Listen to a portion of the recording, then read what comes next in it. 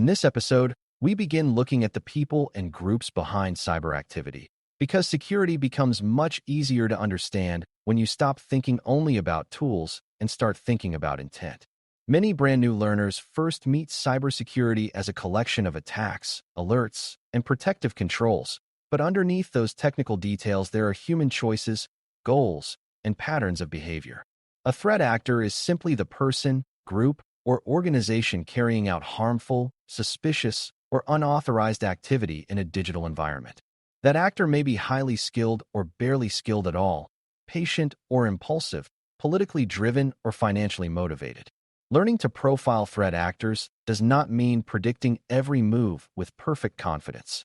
It means building a practical way to think about who might act against a system, why they might do it, how they are likely to behave, and what kinds of actions, targets, and timing often follow from those choices.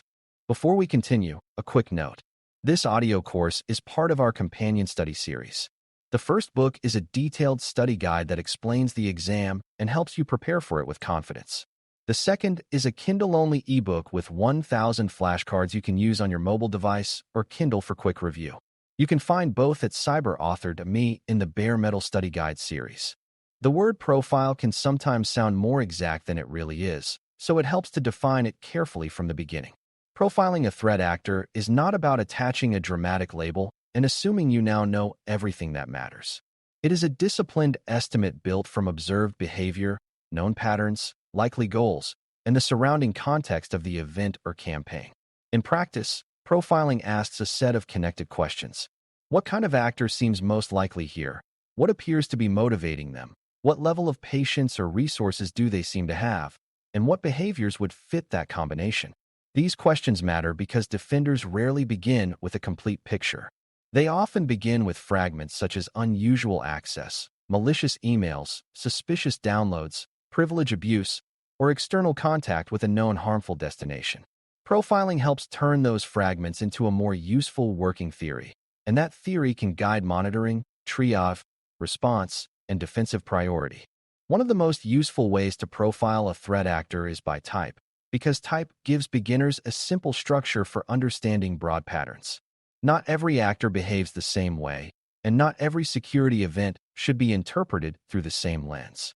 Some actors are financially motivated criminals looking for payment, fraud, resale value, or operational disruption they can profit from.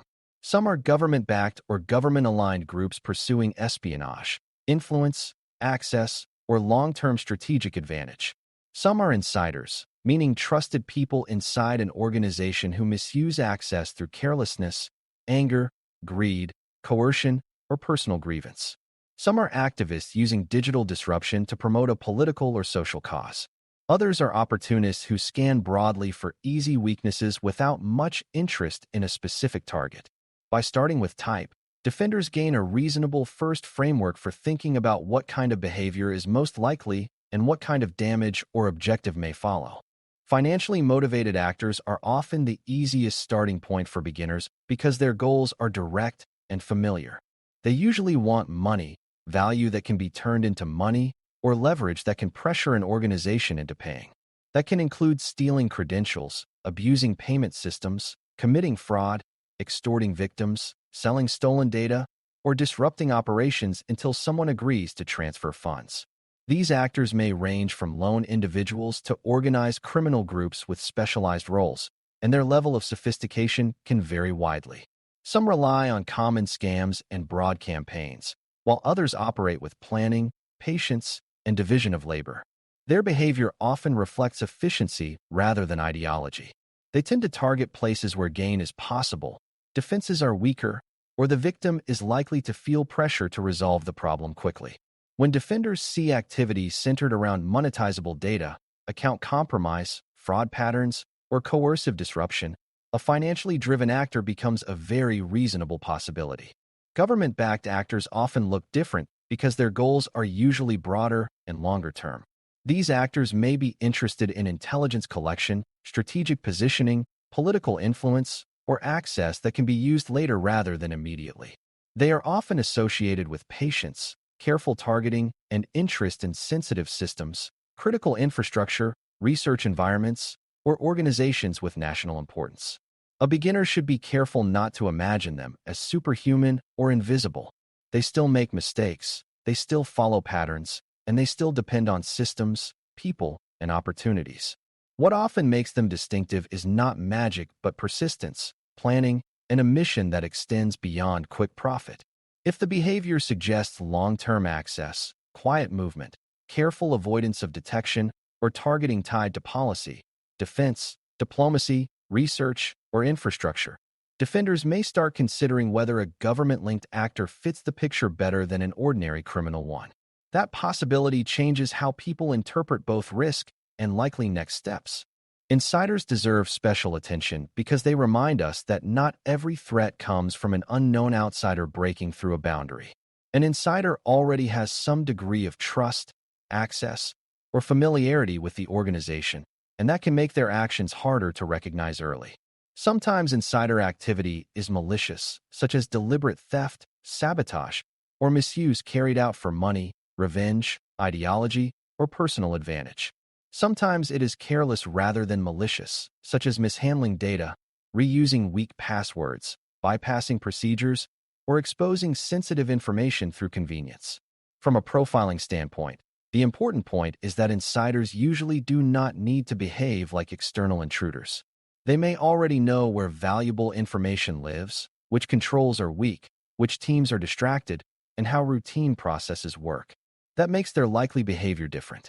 Defenders watching for insiders often care deeply about unusual access patterns, privilege misuse, policy violations, off-hours activity, and actions that do not fit the person's normal role or established workflow.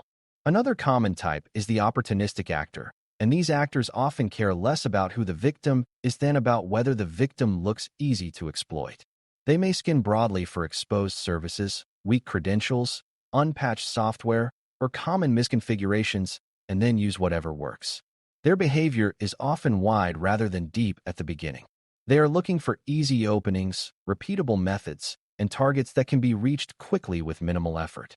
Beginners sometimes underestimate these actors because the methods can look simple or unsophisticated, but the risk is still serious.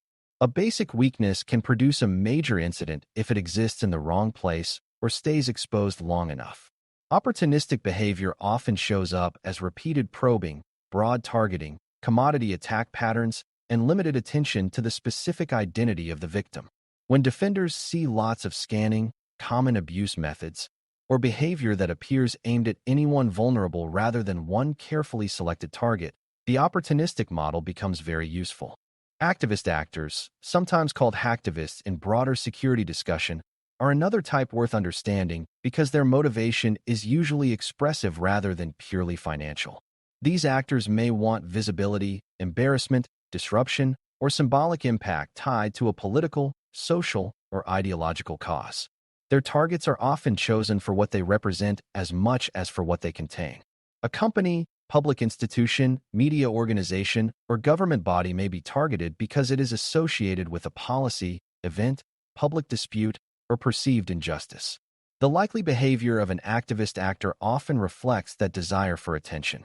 Public claims, website disruption, account takeover, document release, or defacement may matter more to them than quiet persistence. That does not mean every politically themed attack is activist in nature, and it does not mean activist actors are always low skill. It means defenders should pay attention to symbolism, timing around public events, messaging, and whether the behavior seems designed to make a statement as much as to gain access or money. Motivation is the second major part of profiling, because type alone does not explain enough. Two actors of the same broad type may behave very differently if they are driven by different goals. Financial motivation often creates behavior aimed at speed, leverage, theft, or fraud. Espionage motivation often favors patience, collection, and staying hidden. Revenge may produce destructive or reckless behavior, especially if the actor wants to hurt rather than profit. Ideological motivation may prioritize publicity, symbolic timing, or specific kinds of targets. Curiosity and ego can also matter, particularly with less mature actors who are looking for excitement, recognition, or proof of skill. A defender does not need mind reading to think this way. Instead, the defender looks at target choice, timing, access patterns, data of interest, signs of persistence, and visible outcomes. Motivation helps explain why certain actions make sense together, and once you have a reasonable sense of why an actor is acting, their likely next moves often become easier to estimate. Likely behavior is where type and motivation come together in practical security work. If an actor appears financially motivated, defenders may expect behavior tied to credential theft, account abuse, fraud, extortion, or rapid access to valuable data. If the actor appears interested in espionage, defenders may watch for quiet persistence, privilege expansion, internal movement, selective collection, and attempts to remain undiscovered for long periods. If the concern is an insider, defenders may focus on role misuse, policy bypass, unusual file access, or actions that line up with internal knowledge of systems and processes. This is why profiling matters operationally. It helps teams make smarter choices about what to monitor, what to protect first, and what signs deserve closer attention. A profile is not a story created for dramatic effect. It is a working model that connects observed clues to the behavior that is most consistent with those clues, giving the organization a more focused way to prepare and respond. It is also important to avoid a major beginner mistake, which is assuming that all capable actors are highly advanced and all simple-looking attacks are low risk. In reality, a very skilled actor may use ordinary techniques if those techniques work, and a basic attacker may still cause serious harm if defenses are weak or visibility is poor. Profiling should therefore stay grounded in evidence rather than image. Another mistake is assuming motivation never changes. An actor might begin with broad scanning and later focus on a particular victim after finding an appealing weakness. An insider might move from careless behavior to deliberate misuse if personal circumstances change. A financially motivated actor might also seek disruption as leverage rather than theft alone. Good profiling remains flexible. It uses current information to guide judgment, but it does not become so attached to one theory that it ignores new evidence pointing in a different direction. Simple examples make this easier to picture. Imagine an organization seeing a wave of password attempts across many user accounts, followed by logins from unusual places and quick efforts to access payroll or payment data. That pattern points toward financial motivation because the behavior appears tied to account compromise and money-related value. Now imagine a different case where a research environment is quietly accessed over time, permissions change slowly, and data collection appears selective rather than broad. That pattern may fit an espionage-oriented actor more closely because the behavior suggests patience and targeted collection. In another case, a departing employee suddenly downloads large amounts of internal documentation, accesses projects outside their normal role, and uses methods that bypass normal sharing channels. That profile raises insider concerns because the actor already belongs to the environment and is using that position in a way that breaks expected trust.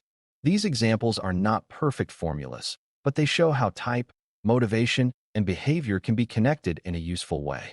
Threat actor profiling also works best when it is connected to the rest of security operations rather than treated as an isolated intelligence exercise.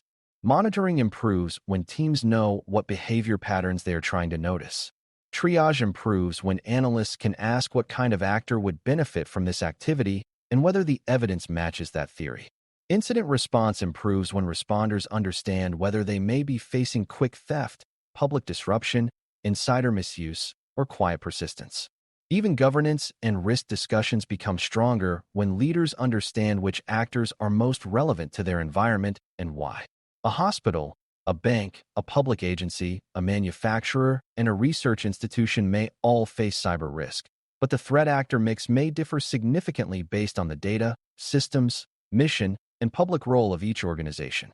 Profiling helps translate that reality into more thoughtful protection priorities.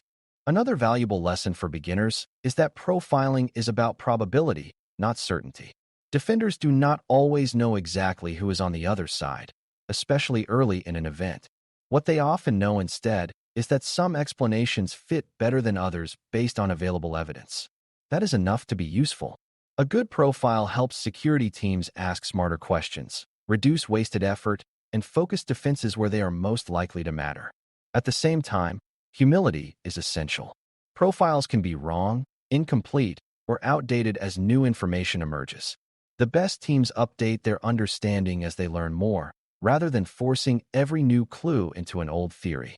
This balance between confidence and revision is one of the most important habits in security thinking. It allows a team to move with purpose while still staying open to change. As we close, the main idea to remember is that threat actor profiling gives cybersecurity a human dimension that makes technical events more understandable. By thinking in terms of actor type, motivation, and likely behavior, defenders gain a practical way to interpret suspicious activity and anticipate what may come next. That does not make security easy, and it does not remove uncertainty, but it does replace vague fear with structured reasoning. You begin to see that attacks are not just random technical storms. They are usually connected to goals, opportunities, constraints, and patterns that can be studied.